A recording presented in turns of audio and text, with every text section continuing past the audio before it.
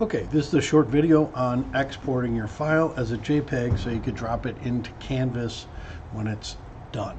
Now these are for the team challenges and the team challenges only, okay? But you can use this format to do your regular projects as well, okay? But in this sense, we're just doing it for the team challenge. So you're gonna go to File, you're gonna export the image, do an export as, okay? You're gonna do this, leave this information, change the format to JPG. That's the only format that we're looking for. And you're going to export it.